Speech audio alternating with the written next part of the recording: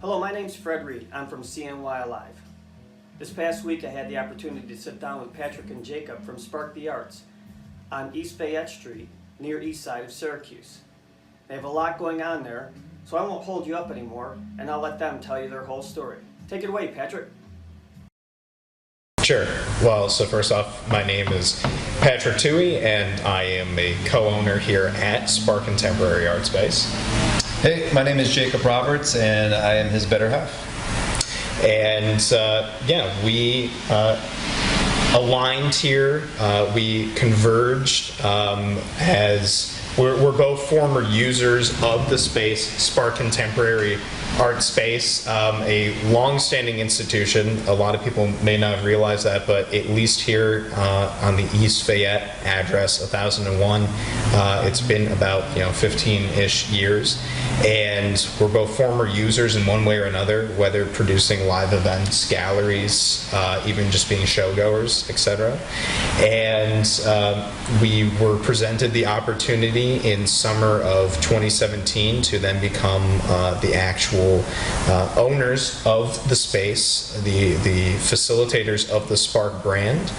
And here we are now in sort of entering second quarter 2018, continuing that vision of the long-standing Spark arts and music vision. So Spark, as Pat mentioned, has been around for a number of years. This is actually in 2018, the 20th anniversary of Spark. It got its start down on Jefferson Street for a short stay, and then it's been here on the corner of South Crouse and East Fayette, sort of at the foothills of Syracuse University, walking distance to downtown Erie Boulevard. So, and actually a neat neighborhood that 10, 15 years ago wasn't as exciting for a lot of people as it is today. There's a lot of development in our area. There's a new biotech center of excellence for indoor air quality. The Syracuse University sort of campus is moving down the hill. There's lots of housing being built right across the street. So on one hand, it's been really exciting for Spark to be sort of an anchor here in this neighborhood and over the changes kind of continue to do its programming, live music, art shows, a lot of relationship to the university students and faculty doing graduate exhibits and senior shows and things of that nature. There's been poetry nights, film showcases, dance battles. There's been all kinds of fun stuff here at Spark over the years. But the downside, in a way, of sort of a changing economic landscape here in this neighborhood is that there's more and more pressures for this venue to be able to raise adequate funding to keep the doors open, keep the programming going, and make it as accessible as possible to the local artists. So, a lot of what Pat and I have been looking at is ways in which we can keep the integrity of Spark, what it's been for this community over the years, while also giving it sort of a tweak in a way so that it could sustain itself and hopefully become a successful venture, not only in keeping its doors open and providing access, but also helping to launch local artistic careers here in Syracuse, which in many ways it's been a part of, but we want to formalize a little bit more. Correct. Yes, we are a new wave that some of our forerunners and contemporaries were not expecting, but the response has been pretty positive, and there was once two pillars primarily to Spark, which was live music events and then gallery/installations, whether that meant sculpture, paintings, AV, etc.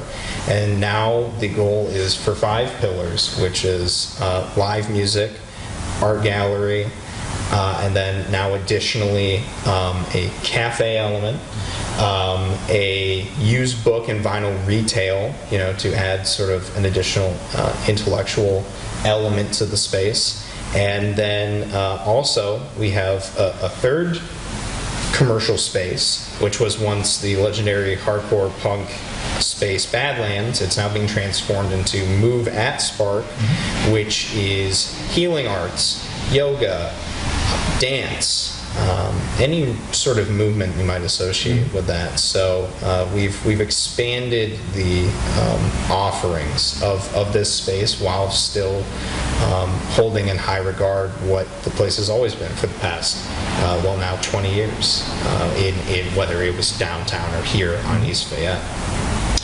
Yeah, it's interesting. I think a lot of times when you think of an entertainment venue, you often think of a nightclub or a bar that has a stage, live music, or a cafe that has maybe rotating art on the wall, or a cafe that does poetry night or singer-songwriters in the round. We're that, but we're sort of the inverse of that. We're actually the venue first, and as Pat mentioned, we're going to bring in a food and beverage element. So it is sort of two sides of the coin, but it's more like the Everson Museum with a cafe on the inside of it versus a cafe with programming inside of it. So we have acquired Brewed Awakening, which is a local startup cold brew to tap system, and we are going to be bringing it into the Spark venue in a few months. We got to work through permitting and a bunch of other things, a change of use here at the building. So it's something that we're starting to get more excited about, but at the same time, there's a lot of due diligence that we have to go through in order to make it plausible. So, as it's something that I think, when the community comes into this space, one of the things over the past 20 years that's been lacking is those additional sort of accoutrements that you would expect when you go out to see a show or nightlife or to see an art event where you have a cup of coffee or tea, you have some finger foods or snacks while you're there. Spark has never had that. It's always been a BYO venue. People do support the local Chinese restaurants and pizza places here in the neighborhood and bring that food in. But at some point, we have to be realistic about, again, churning an economy here within this venue that's going to support the arts. And we know that when people come, on average, we're getting 70 to 100 people for different shows 4 or 5 nights a week. And if they could have some basic consumables while they're here, that can very well subsidize the arts programming that we have in-house. So, it's partially out of necessity, but it's also an entrepreneurial move that I think we're making on behalf of Spark. How can people find out about the events that you hold here? Where do they go? What's the best way to find it? So, usually looking online at the moment is best. We do have a very consistent, and we're very appreciative of them, a street team that is trying to flyer up and around the greater Syracuse area. But looking to our Facebook page shows the majority of the events. There's a new website in development, which has the URL sparkthearts.com. So pretty soon you'll be able to see listed on the Facebook events section on the website. And in another new development, Spark has now signed on to a developing national ticketing company called C Tickets, and we're very happy to do so. We've traditionally been listing a lot of stuff on Ticketfly, kind of just as third party when needed, but now we are exclusive to C Tickets, and we're very happy for that. So on C Tickets website too, you'll start to see a Spark organization pop up to see all those events listings. So we're very heavy in digital marketing for our events, and you'll also see hopefully flyers being passed around and then posters up around town. But we are always trying to endorse word of mouth as well, so hopefully people are hearing about what's going on here because there's actual dialogue outside of social media. So. Yeah, I think I'd add to that, we do traditional press releases, so if you look through the New Times or, different cultural listings here in the Syracuse area, you'll tend to find our listings in print as well. But I think, one of the things about Spark that's been really interesting over the years, because it's been stabilized in one area, a community has really emerged here. So whether you were a student that did a show here and you're now in New York, San Francisco, or points elsewhere, you're faculty at SU that maybe did events here, or you're a local that had a gig here, show, whatever it might be, there's this sort of web that keeps people connected to what Spark is, and we've been going through a crowdfund campaign, as you may or may not know, over the past month with Indiegogo, and we've also done a lot of press releases in sort of this new wave of, after the first 20 years, where is Spark going? And it's amazing for us to see how many people have stories to tell about Spark, how connected they were, or how they met their boyfriend or girlfriend here, or they saw their first show that blew their mind in a certain genre that they wouldn't have seen in a mainstream venue. So there's all of this real beautiful kind of embedded emotion and history and kind of consciousness around what Spark has been and what it means to that community. So I think naturally having some sort of newsletter or having some sort of thing beyond just an active website is probably where we'll go to.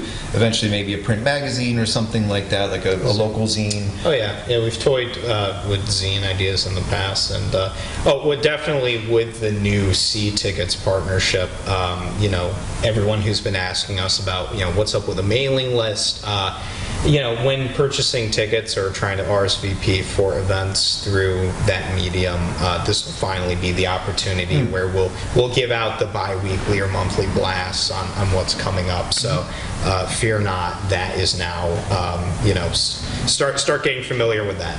So let's say I'm a visual artist, painter, of some sort or whatever. How do I contact you if I want to be a part of this, or what do I do as an artist? So we've now, as we're growing out the infrastructure, tried to create more distinct points of contact, even though a lot of times it is just Jake and I being the actual recipients of the messages. But when looking at live music events, first and foremost, you're contacting booking@sparkthearts.com. When it comes to trying to do a gallery, when I'm trying to do painting, sculpture, etc., there is a gallery at sparkthearts.com address. And so those are the two dominant addresses for Spark. And we have plenty of people who they'll hit up the Facebook page, they'll hit up us personally, and that's okay. We want to filter, though, everything through email best we can for both professionalism and consistency's sake. And yeah, that's the best point of contact is those email addresses when talking both gallery and then also live music is the booking and the gallery at. And we have some other addresses too now if people are looking for more information on what we're doing with the movement space. Move@sparkthearts.com. If people are interested in contributing to our library/book and vinyl sales system, people want to donate books, we now have a books and records at sparkthearts.com. Or consign as well. Yeah. We're doing consignment. Yeah, if you want to do consignment too, along with what we have. And then any, press media inquiries, we have a media@sparkthearts.com address. And those are the biggest points of contact. And we like to keep it through email just because that's how we know best. And I think people try to structure their messages a little more level-headed that way. So. Yeah, I think it's, to your question as well, I think it's worth noting a little bit about how we operate. We are in many ways in a gray area with kind of how Spark functioned in the past, what we've done over the past 6 months to kind of hold it steady while we're going through different permitting and things with the city, kind of logistically, and then kind of where we're heading, right? So if you're a visual artist and you want to have an installation, you have an exhibit here. If you're a musician, you want to book a show here. If you're a filmmaker and you want to do a screening here, a poet and you want to do a reading here. Right now, it's pretty much across the board the same deal. So we have 3 physical attached commercial spaces. The one that we're in doing this interview right now is our lounge space. So we have tables, chairs, books, records, our box office. It's the main entry. And eventually, when we finish our build out, there will be sort of a rolling art gallery in here for artwork to purchase, prints of original art and things of that nature. As Patrick had mentioned, going to the far end of the building, we have our Move at Spark space, which is a flexi room for yoga, movement, dance classes, community meetings, kind of that flexible use of a space. And then the middle room is really kind of the bread and butter of the space. It's where the sort of the heart of the art center lives. So we have a commitment to kind of white boxing that room in that every single day a new use could happen. So we have a physical stage built in there. We have a sound system and a soundboard in there for amplified music and things of that nature. We will have a projector and a drop screen for films and projections, videos. We have movable seating, so we could do different types of layouts. You could have a standing room only. You could have a seated audience, things of that nature. So right now, it's really a 24-hour rental. So if you're a band, if you're a visual artist or what have you, and you have a date in mind, it's available to the calendar. Has it been booked yet? If not, then we'll go ahead and book your event into that space. It's a flat fee. Contact us to figure out what that is, but it's very affordable. It's all inclusive. You get use of this room and that room. We come in, we make sure it's clean for you. Everything's appointed for your exhibit. We're manning the exhibit so that the doors are open. There's somebody here on staff for you to help out. So in a way, over time, some of those different uses might have different agreements, but right now it's kind of all summed up into the same uniform agreement. So it really makes it kind of open. We've had DJ dance parties here. We've had all kinds of things within that agreement. Our commitment is this space is available for you. If there's a show prior, it's going to be cleaned up and taken out in order for you to have your show the next night. And our commitment to the next person is that your event is out in time for them to do their show. So there's no 3-week-long art exhibits here any longer. There's no month-long, kind of open to the community, type of installations. We're really trying to do kind of a rapid turnover right now. But once the renovations of the space are done, we'll be able to find room for all the different uses for longer stretches of time. Find more residencies in terms of the performance, for example, having people doing weekly or bi-weekly events that you can come used to having longer term exhibits on the wall for the artwork. But now, if you want to use the space, just get in touch with us and we can find a way to get you in. Patrick, you mentioned earlier when we were talking briefly about the long-term goal for this space, the 3 spaces, and the building overall. Can you kind of both go into that a little bit to give us where you're headed for in the future? Certainly. Well, we definitely have a strong attraction to this particular space, and not just because it's what we've been endowed in a sense, but this is a terrific position to be in for the city in the midst of SU lifestyle, off-campus housing, very close to downtown, very close to Erie Boulevard Commerce, and all around sort of a hidden gem. And with that being said, on top of the commercial properties or spaces that exist in this building, the hope is that we can start to eventually bring this entire building under us, and that is not meant to be scary to the residents that live here, whether temporary or hopefully longer term. The idea is to do that to improve the spaces and make them more artistic residency. Really, we have residency up above us. They are very kind to us and put up with a lot in some regards, and we want to facilitate something artistic in every corner of this building. So, we continue those 5 pillars in the commercial spaces.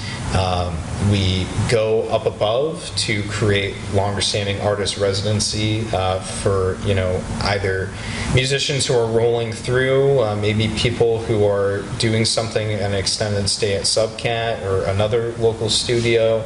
anything like that, and really make it so that they can be their studio space and a living space. And then you go up to the roof, and maybe there's a living roof, maybe a greenhouse, maybe a patio sort of thing. Definitely all those ideas are in the mix. The Spark helicopter pad. The Spark helicopter pad and Air Force One, and and then even down to the basement, it's okay, so this is the little wood shop, and this is the maybe additional rec room or something. This is the lockers for everyone. There's already down there your washers and dryers and what have you for laundry. So how do we kind of make that nicer too, instead of just storage? And the longer term goal really is to be not just an arts facility on one floor, but throughout an entire building, and maybe that system can grow into other commercial properties on not only the regional level, but maybe on a national level, because the truth is that these spaces, even in more major cities, aren't necessarily in abundance because of whether being either highly competitive and greater population densities, or just not enough support in lower population densities, such as what we're experiencing in Syracuse. So that's the longer term goal, is a full Spark building, then a full Spark community of spaces. Yeah, it's interesting. Syracuse, we were talking about this a little bit prior to the interview, and Syracuse has kind of ebbed and flowed in terms of kind of this energy around supporting the arts for economic development, kind of stemming the brain drain, attracting and retaining the creative class to this area. And if you know the Central New York area, in Syracuse, Buffalo, Rochester, Albany, it's called the old, one of the stretches of the Rust Belt for a reason, because the heyday of these communities was 50, 60 years ago, and the economy kind of bottomed out a while ago, and yet there's this tremendous pride in the community. There's a tremendous love affair for not only what this region meant to the folks that live in this area, but also what the possibilities are in the future. It's a very blue-collar, hard-working, roll-up-your-sleeves type of place, so it's very supportive for those who, like a lot of artists who are self-starters and really want to take some risk and get something done. Syracuse really, I think, looks friendly at people who are willing to do that. And, Spark in many ways has been an example of that. A lot of just sort of sweat equity and volunteerism and can-do spirit. And yet, here we are today in 2018, and we've got a decade worth of investment on the west side through Syracuse University's Near West Side initiative that's been pouring millions of dollars into activating that district of our community into a viable live-work arts district. And there's a number of amenities over there to underscore that investment. There's a lot of conversation about how to activate the Southside community, a traditional African American community here in Syracuse, around place-based cottage industries, local small businesses, creative placemaking, things of that nature. And then the near north side, between the downtown, our waterfront, and the mall, there's always been an interest and a focus on branding that community as an up-and-coming sort of new Americans, and just sort of the mixing pot community. And there's lots of new eateries that are opening. There's lots of new little ateliers and fashion depots that are opening over there from people from all over the world. So it's a really beautiful sort of thing that's happening, kind of grassroots, but also top down. I think there's a lot of interest coming from all areas to say, hey, look, it's not all about chasing smokestacks. It's not all about Amazon headquarter 2 or whatever. But we really have to look at what's authentically happening in this community and support it, and kind of see where things are naturally headed and get behind it. And here we are in this Near East Side neighborhood that we were talking about, that often is dominated by the hospital complex, the university, the big box stores right behind us here on Erie Boulevard, and this little nook that we're in is sort of now kind of emerging to have an identity of its own. We've got Syracuse Stage, a major performing arts theater right here. We've got the Community Folk Art Gallery. We've got the Commercial Arts Center here. We got Mellow Velo, which is going to be a new kind of bicycle pub that's opening right around the corner. So the Holly Green neighborhood, which is known as a LGBTQ-friendly, artsy neighborhood, is 2-3 blocks that way. So, we're right in the center of this like really interesting kind of confluence of interests that are happening, and at the same time, we have to make sure that we preserve what Spark has been and what Spark can be, and not become victims of gentrification, if you want to call it that, because we can quite easily get priced out of this building that we're in. Our rent has already gone up about 40% over what they used to pay here. So in many ways, again, I think that, from Patrick's story of us looking holistically at this whole building, how can we acquire it, turn it into a live work artist in residency, but we're also looking around at some of the other assets and some of the other properties within a few blocks of us to say, hey, is there an opportunity to break out a nightclub? Is there an opportunity to break out a maker space for people working in industrial and commercial arts? Is there an opportunity to break out a fashion makers hub? So things of that nature, under the Spark umbrella, we feel like there's possibility of going beyond even the 4 walls that we're in today. So I want to just wrap it up easily with, maybe not easily, not to create a political storm or anything, but if you had to call out to the local politicians or state politicians and or business people, how can they help in brief words? What can they do? What would you guys like to see them help you with or do for you? So this is definitely one that we have strong but definitely very positive and thought out opinions on, which is that right now in Syracuse there is an initiative, Rezone Syracuse, in which politicians and city planners alike are trying to rezone the greater Syracuse area to hopefully help businesses not have to be pigeonholed into you can only do certain things in certain sectors. Encouraging more mixed use. Yeah, which is great, but I think sort of what we've felt as maybe not intentional resistance, but to an extent it's sort of like, we're in the midst of major press for this space and major rework, and despite that initiative, it does seem as if it's not fully actualized yet, and that the way in which you permit and you license and you apply for change of uses and so on and so forth, it seems to still be very difficult and I want to say archaic to a degree, and that's not the fault of the people operating, say, City Hall or other political centers in Syracuse. I think it's more just sort of you adopt these things, and it's very hard to think of how do we change the game. But for people like Jake and myself, we're calling out to say, please help change the game for people who have amazing ideas and know how to put in sweat equity and are very learned and are of the working class, but don't have a ton of startup capital to hire out every last architect, contractor, lawyer, licensed CPA. I mean, that's a lot. That's a lot in soft costs.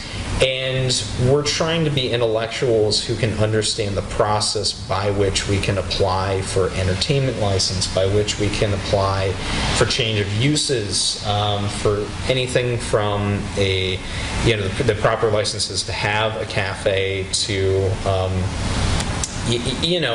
to knock down a wall, and it's confusing. It's confusing for us, and we're trying to learn the right ways. And what we don't want to have happen, especially for people in our position moving forward who don't have a lot of money but have a lot of friends and resources, is we don't want to have to be told a million times over, well, why don't you know this person? Or, well, you have to hire out that person, and you need all of these licensed professionals. And like, we get that and we want those people, but say that we just can't afford that right now. Can you tell us how exactly we go about filling out these forms, how we putting in these requests? And being kind of broad and being kind of vague for a number of reasons. But I think that the politicians around us and the operators of city halls need to kind of maybe scratch their heads a little bit further and go, you know what?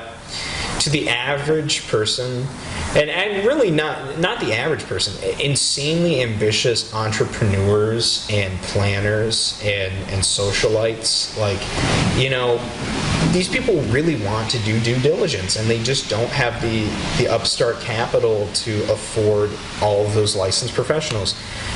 It's going to be tough on them, and they will have to pay the price just like anyone else, but how can we just let them know, like, you know, all of our departments are streamlined, and that zoning and codes and police and fire and all of us, like, we're talking to each other. And we have been openly admitted to that those departments don't talk to each other in one way or another, and that they literally pass the piece of paper around and they do their own individual things, and the expectation is that everyone will probably just come to the right conclusion, and that's just not accurate. It's not accurate, and we're a very unique business, and we need everybody on the political and city planning level, again, to say, okay, you know what?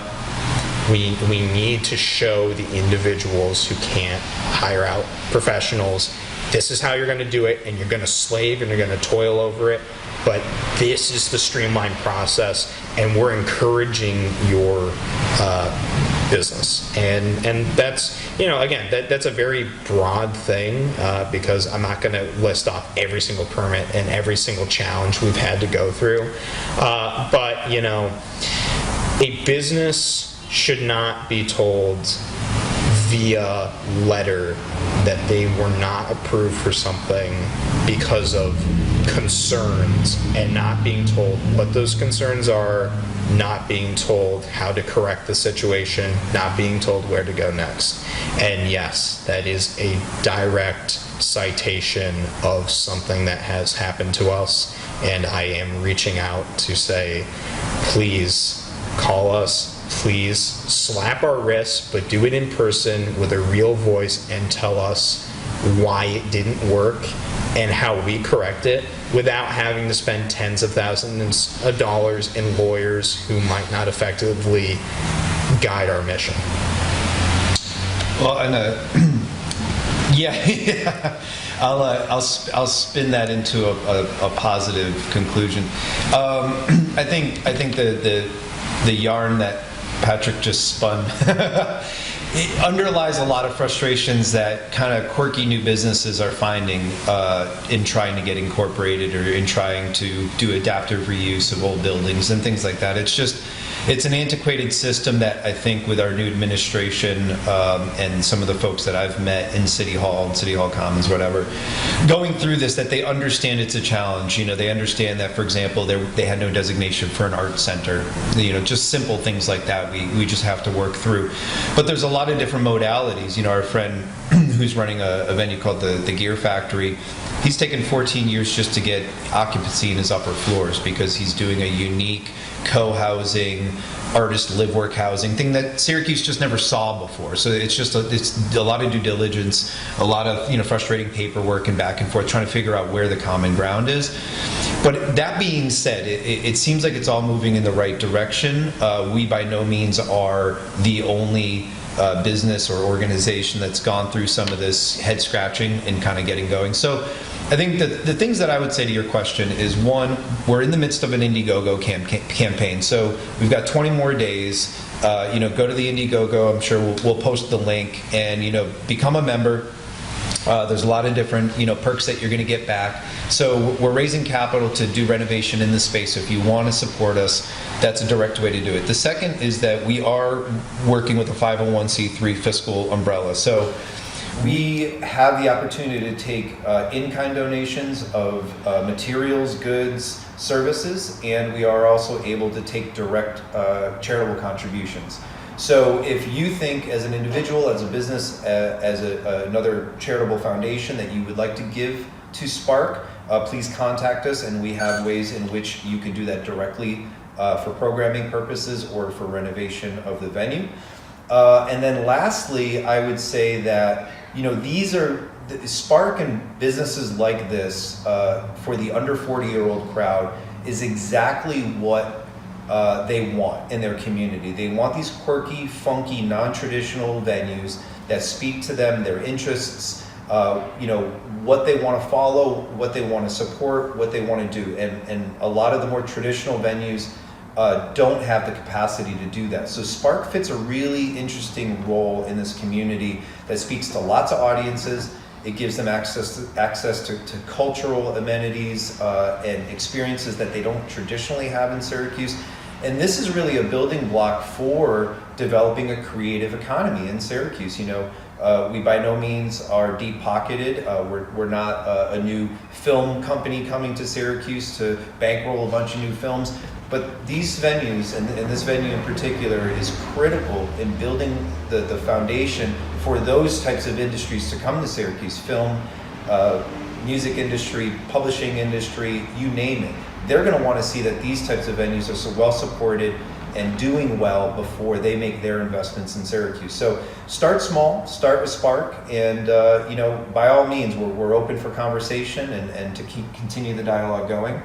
And click all the links on this video, support what we're doing, and thanks for CNY Alive for being a part of this and Yes, thank you. hosting this interview. Yes, and please help us grow a community to do it ourselves as a collective and to spark the arts.